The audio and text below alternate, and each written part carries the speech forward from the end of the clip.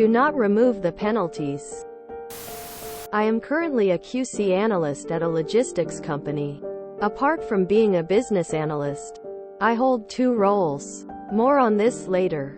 We penalize our couriers, dispatching office clerks, staffs, our franchisees, who assist with last-mile deliveries, who does not follow the company's delivery processes.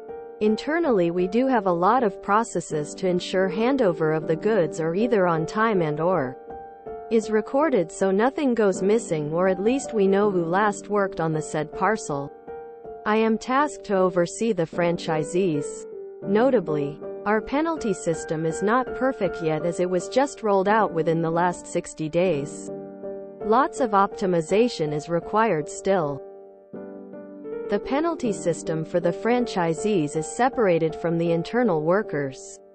So our rules, guidelines are different. While I am a business analyst for the franchisee program, I am not person who worked on the penalty system. The person who worked on it had a lot of things missed out when they worked on the logic. I don't blame them, as they were pressured to roll it out ASAP.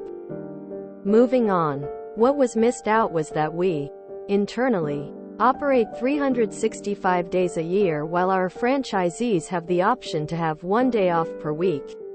The current penalties arrangement is that given the outlet did not perform a delivery attempt on D1, D2, D3, so on and so forth, but except D0, they would be penalized $1 per parcel, per day. So now you get the gist. Even on their day off, they would be penalized, as the system has no way to pair the logic where if day off equals do not penalize.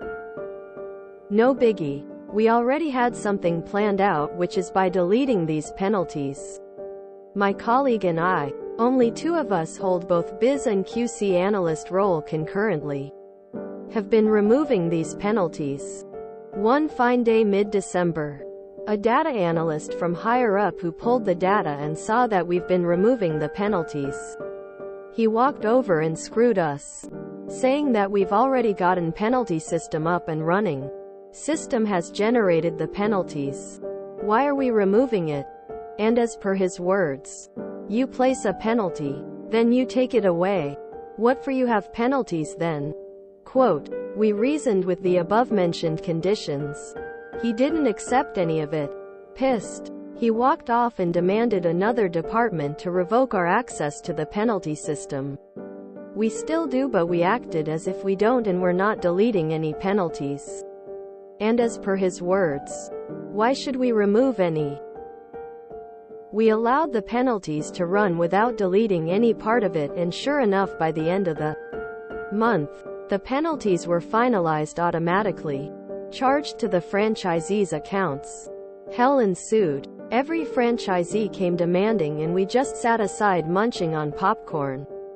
For every inquiry from the franchisee asking about it, we would forward the inquiry to our other colleague who deals with contractual matters. To date, many of these complaints are still unresolved, and they're now quitting the partnership. TLDR. We have penalty system that is imperfect. A data analyst did not allow us to remove the penalties, even when it's an unfair one. The franchisees were penalized at the end of the month, as we were not allowed to waive the fees, and they are now quitting. P.S. I'm just waiting for them to get a lawyer to sue the company for breach of agreement. As stated in the agreement, franchisees have N months of no penalty period. Edit. Grammatical error. Hope you're covering your ass with documentation. Shit rolls downhill. And they haven't fired the guy? I trust that you got that direction via email, which you printed out in triplicate. Work copy, house copy, lawyer copy. How can the system be perfect if there's so much to be optimized and fixed? This is a grossly immature way of handling this. I'd probably can anyone remotely involved in this debacle. If you enjoyed this video, please check out our playlists full of similar content. Epic Haircast is like doom scrolling for your ears. Please like, share, and subscribe.